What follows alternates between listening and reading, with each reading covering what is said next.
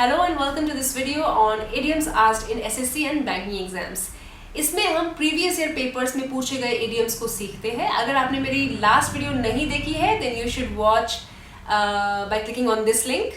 चलो स्टार्ट करते हैं. My name is Sukanya. You're watching Simple English.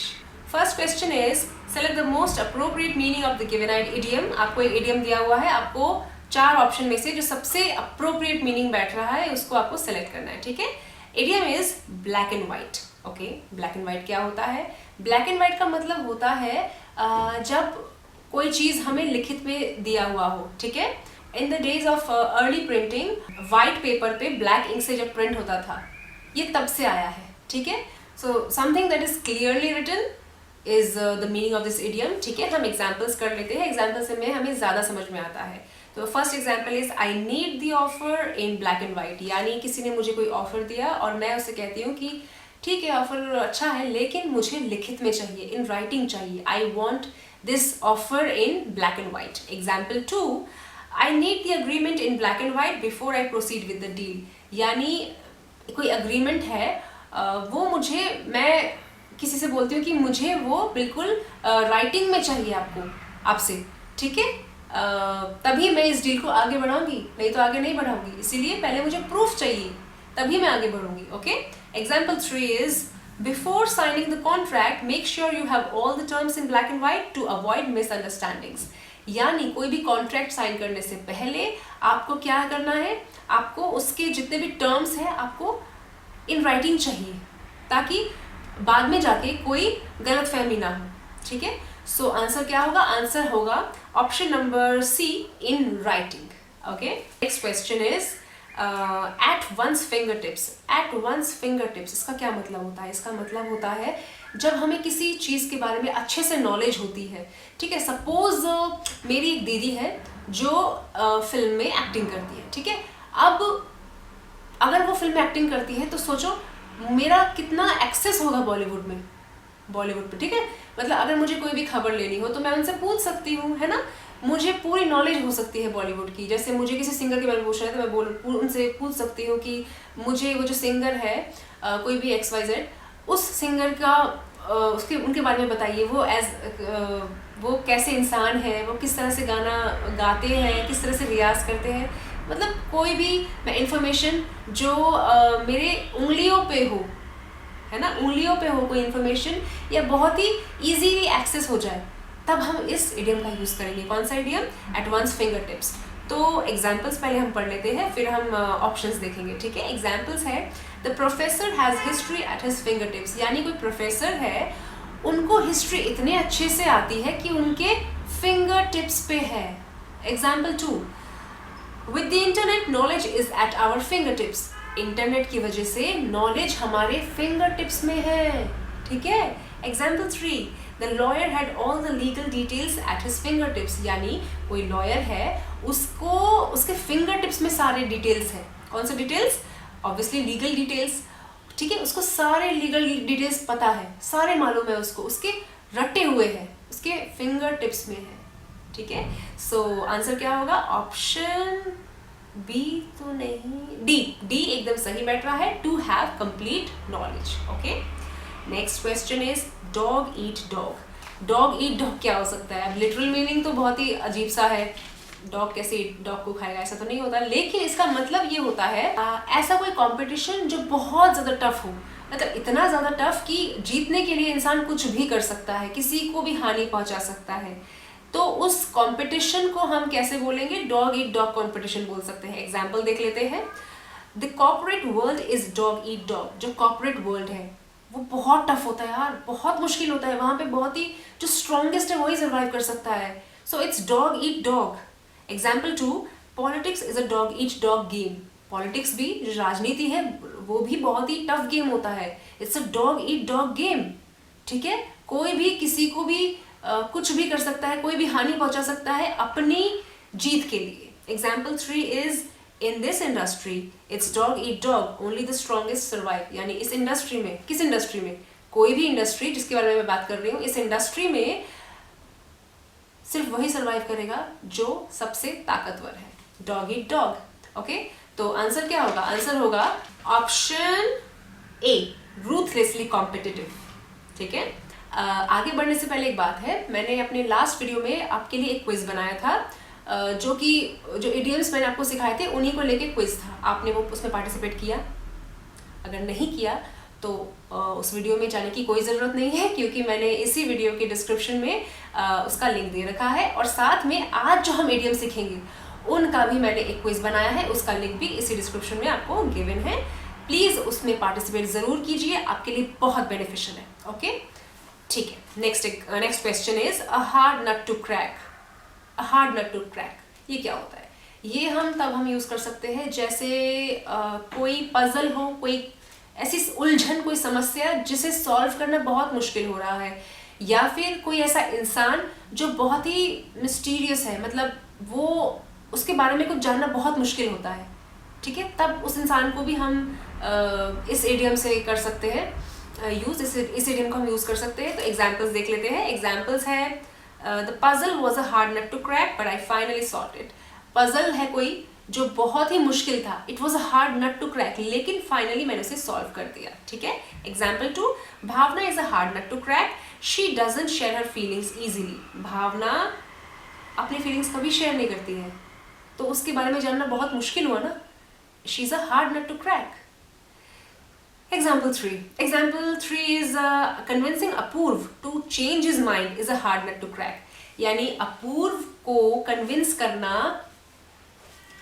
कि वो अपना थॉट चेंज कर ले, वो अपना माइंड चेंज कर ले, बहुत मुश्किल है।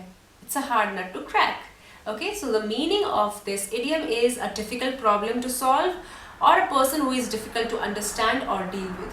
सो आंसर क्या होगा? Option D, a problem that is difficult to solve, hard nut to crack. Next question, with the increasing market prices and stagnant salaries he is dash. Okay, ये question थोड़ा सा अलग है, इसमें आपको इडियम दिया नहीं है, इसमें आपको इडियम ढूंढ के निकालना है कि एक फिल इन द ब्लैंक्स है, उस ब्लैंक में आपको फिल करना है कि इस सेंटेंस में कौन सा इडियम फिट बैठेगा।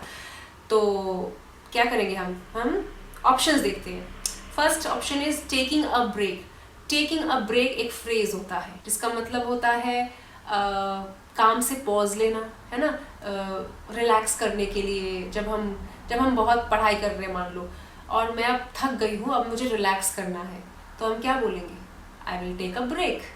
ठीक है, मैं एक ब्रेक लूँगी ताकि मैं थोड़ा रेस्ट कर सकूँ। तो यहाँ पे तो ऐसा बैठ नहीं रहा, इसका कोई मीनिंग, क्योंकि क्वेश्चन है with the increasing market prices बढ़ रहे हैं, उसके साथ साथ स्टैग्नेंट सैलरीज, यानी सैलरीज तो उतनी ही है, वो नहीं बढ़ रही है, ही इज डैश। ओके, तो यहाँ पे कुछ ऐसा सिचुएशन है कि पैसों की लेके बात है ना, कि तंगी हो रही है, बहुत तंगी है। चलो कोई बात नहीं, नेक्स्ट ऑप्शन देखते हैं। Feeling the pinch. Okay, it's an idiom जब हम फाइनेंशियल डिफिकल्टीज एक्सपीरियंस करते हैं। फाइनेंशियल डिफिकल्टीज हम तब फेस करते हैं जब या तो हमारी इनकम कम हो जाए या चली जाए, या फिर महंगाई कुछ ज़्यादा ही बढ़ जाए, है ना, तब हम इस इडियम को यूज़ करेंगे। एग्जाम्पल देख लेते हैं।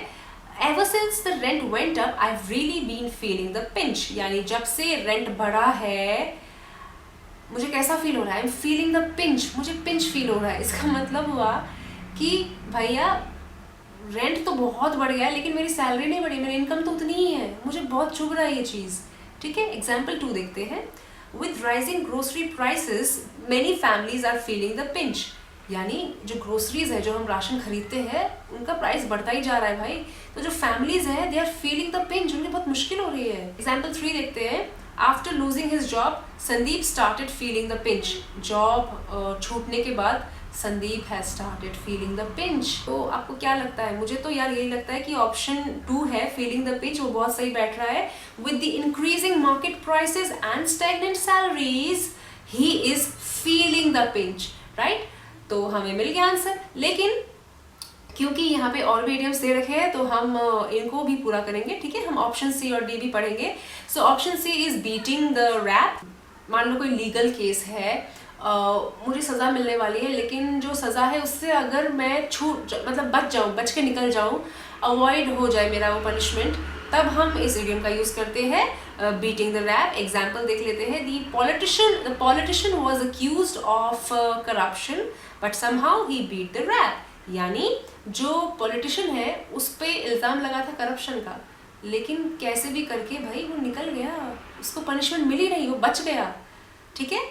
Example 2, the famous actor hired a top lawyer and beat the rap. यानी जो एक कोई बहुत फेमस एक्टर है उसने एक बहुत ही बढ़िया लॉयर हायर किया, ठीक है, बहुत ही टॉप लॉयर है, और उसे कोई मान लो पनिशमेंट मिलने वाली थी, कोई सजा मिलने वाली थी, so he managed to beat the rap, बच गया, उसको नहीं मिली punishment. Next example, despite strong evidence against him Sunny managed to beat the rap in court. Okay, तो सनी है जिसके खिलाफ बहुत ही स्ट्रॉन्ग एविडेंसेस थे, ठीक है, सबूत थे कि भाई अब तो लग रहा था कि ये बच ही नहीं पाएगा, इसको सजा मिलेगी, लेकिन समहाउ वो कोर्ट में फिर भी वो बच गया यार, वो निकल गया। सो ये इडियम हम तब यूज़ करते हैं, मान लो कोई क्राइम के लिए अक्यूज्ड होता है, ठीक है, उसने कोई क्राइम किया है और अगर वो समहाउ मैनेज कर पाए, ठीक है, अगर वो कैसे भी करके अपने आप को नॉट गिल्टी प्रूव कर दे, तब हम इस इडियम को अच्छे से यूज कर सकते हैं, बहुत फिट बैठ रहा है इस यहाँ पे इस सिचुएशन में, beating the rap. Okay, next idiom is get something off your chest. इसका क्या मतलब होता है? कोई सीक्रेट शेयर करना। कभी कभी क्या होता है कि कोई सीक्रेट हमें कोई बताता है, लेकिन अब मेरे से हो ही नहीं रहा यार, मुझे जब तक मैं उसे किसी से शेयर नहीं कर लूँगी मेरे को चैन नहीं पड़ेगा, है ना। Example 1 is Nisha felt better after getting the secret of her chest. यानी निशा ने जब अपना वो जो सीक्रेट है, उसने सीक्रेट को कभी किसी से शेयर कर लिया, तब जाके उसको चैन की सांस मिली। Example 2, I need to get something off my chest, I made a mistake at work. Okay, मुझे कुछ शेयर करना है यार, मुझे अपने मतलब मुझे एक बोझ निकालना है, मेरे दिल पे एक बोझ है, ठीक है, और मैं उसे शेयर करना चाहती हूँ। जब तक नहीं बताऊंगी मुझे शांति नहीं मिलेगी। क्या है वो है कि काम पे मेरे से कुछ गलती हो गई। Okay, example 3 is he got his anger off his chest by having an honest conversation. Okay, तो कोई लड़का है, उसने जब किसी से ऑनेस्ट कॉन्वर्जेशन किया तब जाके उसको शांति मिली। मतलब उसने कोई सीक्रेट है, कोई चीज़ है जो उसे बहुत परेशान कर रही थी और उसको वो किसी से शेयर करना था, किसी को बताना था, ठीक है, उसने वो बता दिया उस कॉन्वर्जेशन में, तब जाके उसको शांति मिली। चलो इस वीडियो का हम यहीं पे एंड करते हैं। आज हमने 8 इडियम सीखे हैं जो आपके स्क्रीन पर गिवन है, और हमेशा की तरह लाइक ऑलवेज से इनको अपने डेली कॉन्वर्जेशन में यूज़ करने की कोशिश करो, ताकि आपको रटने की ज़रूरत ना पड़े, आपको अच्छे से याद हो जाए, ठीक है, आपके दिमाग में बस जाए, ताकि एग्जाम में जब आपको ये क्वेश्चन देखने को मिले तो आप फट से इसका आंसर बता दो, ठीक है। एंड यस, क्विज का लिंक डिस्क्रिप्शन में गिवन है, please participate. Okay, if you like this video, don't forget to like, share and subscribe to Simple Hey English. See you in the next video. Till then, keep practicing and be confident. Bye.